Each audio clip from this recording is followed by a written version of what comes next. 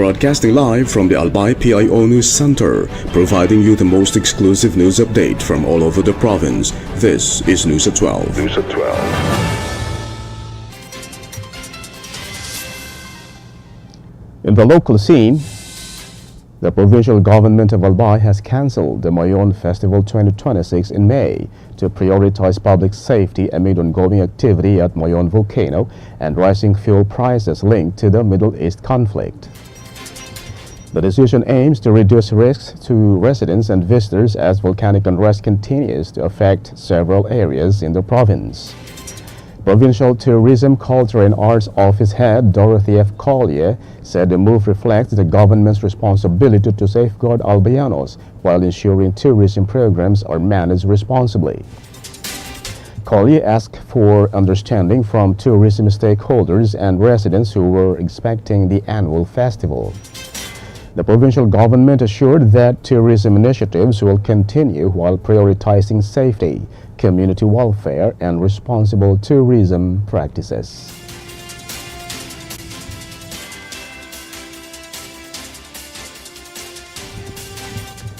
In other story, the provincial government of Albay convened agricultural officials to align livestock programs aimed at protecting the province's food supply and preventing animal diseases. The meeting, organized by the Albay Veterinary Office, gathered city and municipal veterinarians, agriculturists, livestock inspectors, and animal extension workers. Officials reviewed disease prevention protocols to reduce risks that could affect livestock production. Inspection systems were also discussed to strengthen food safety monitoring across local government units. Participants aligned priority livestock programs and projects for the 2026 fiscal year during the session. Provincial government said the stronger coordination among agricultural officers will help safeguard food supply and support the livelihood of livestock raisers.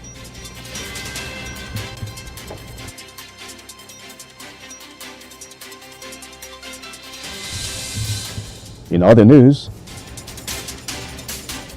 the Albay Provincial Health Team, led by Officer-in-Charge Provincial Health Officer Dr. Carl Hagel Ante, visited Manito Municipal Hospital on March 18 to assess services and strengthen coordination with local health officials. The visit was conducted with Dr. Michael Angelo Uniate, Municipal Health Officer of the Manito Rural Health Unit. Health officials reviewed hospital operations and service delivery to evaluate the facility's capacity to provide accessible and quality health care. The activity also aimed to reinforce support for local health programs and improve coordination between provincial and municipal health offices. The Provincial Health Office said the visit is part of the ongoing efforts to maintain health care standards and improve medical services across Albay.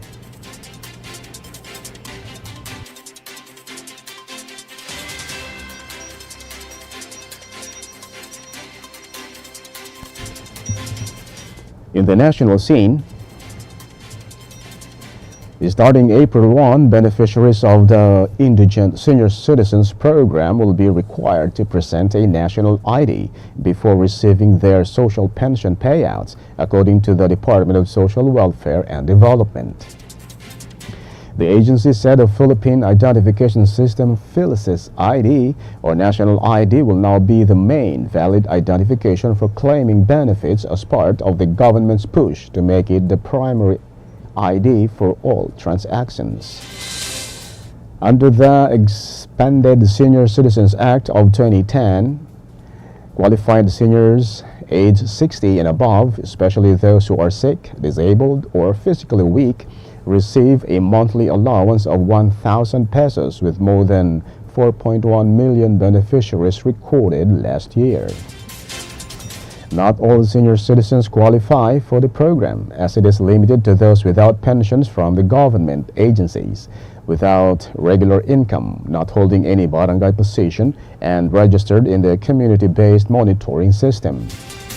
For those without a national ID, registration continues at over 200 sites nationwide, with additional on-site registration during payout days and home visits for bedridden seniors, while applicants awaiting delivery may track their ID status through the Postal Service.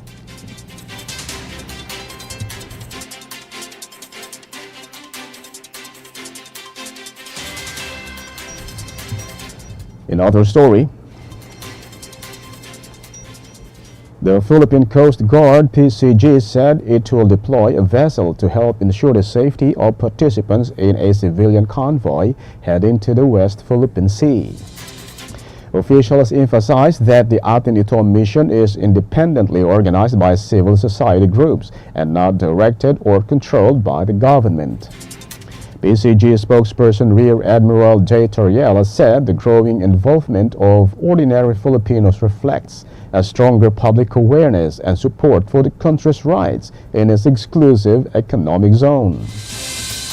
He also noted that the Coast Guard will accompany the convoy to provide security and assistance, even if it was not involved in planning the mission.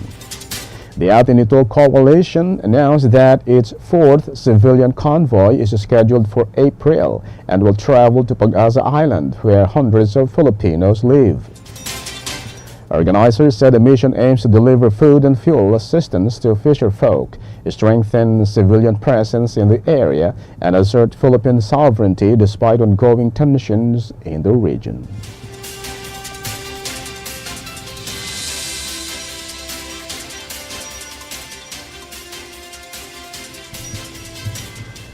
In other news,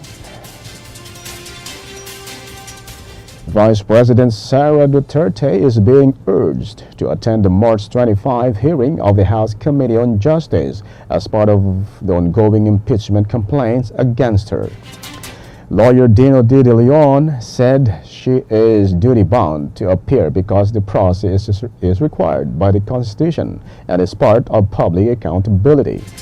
He also said Duterte should respect institutions like the House of Representatives and the Senate and provide explanations during the proceedings. Members of Duterte's legal team said her attendance is not required and that she has not decided whether to go, adding they believe she has little to gain from the appearing. A civic group plans to hold a parallel people's court during any Senate trial to monitor the process and allow public participation, whether inside or outside the Senate premises.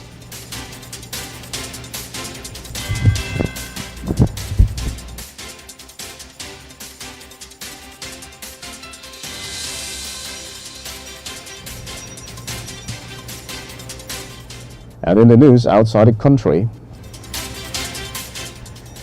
U.S. President Donald Trump warned Iran that it had 48 hours to reopen the Strait of Hormuz, the shipping, or face attacks on its energy facilities as tensions in the region escalated and the waterway remained largely closed.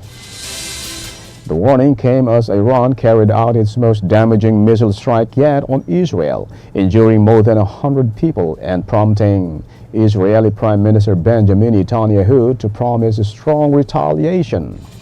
Iran responded by saying it had always restricted ships linked to countries involved in attacks against it, while also threatening to target U.S. and regional energy and infrastructure sites in return. The fighting intensified with continued strikes between Israel and Iran, including damage in cities such as Arad and Dimona, where buildings were hit and civilians, including children, were among the injured.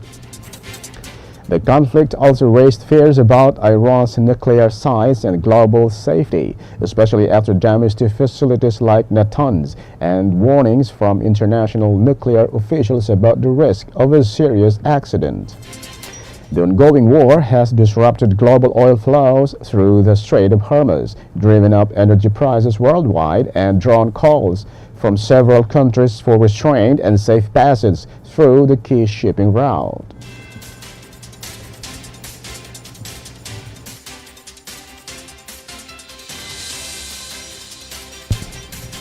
In other story, A maritime monitoring group in the United Kingdom reported that an explosion occurred near a bulk carrier ship off the coast of United Arab Emirates, according to an incident report on Sunday. The incident took place about 15 nautical miles north of Sharjah, where the ship reported that an unknown projectile exploded in close proximity to it. Authorities said that all crew members on board were safe and there were no reported injuries or damage confirmed at the time of reporting.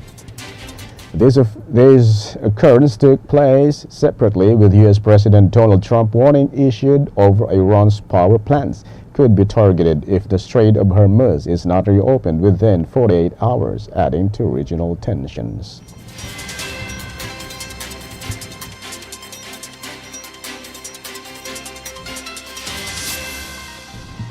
And finally, in the news outside the country with reference to the Philippines, the escalating conflict in West Asia has left thousands of seafarers stranded at sea amid attacks, with vessels blocked from safe movement and crews cut off from the full communication. Global data shows the maritime industry depends heavily on these two countries, with the Philippines supplying around a quarter of the world's seafarers and India providing about a tenth, making their workforce essential to international trade. In the Persian Gulf, reports indicate that thousands of seafarers remain stuck on nearly 2,000 vessels as tensions disrupt shipping routes, including the Strait of Hormuz, with some ships being struck or forced to remain anchored. Indian authorities estimate around 23,000 of their citizens are in the region, while Filipino officials were working to track and repatriate their nationals, highlighting a shared government response to a growing maritime emergency. Experts said the crisis is revealing deep-rooted problems in the seafaring industry, including low pay, limited insurance, and weak protection for workers, leaving many from India and the Philippines vulnerable in conflict zones, far from home. That's the news at 12, March 23, 2026. We'll be back tomorrow for more news updates. Thanks to our news writer, Albay PIO and Naomi Ruth Hernandez. And on the technical side, Ted Bobis. And our Provincial Information Officer, OIC Marty Gonzalez. And under the supervision of our Governor, Noel E. Rosal, I am Greg Hallare. Thank you for subscribing. Albay in my heart.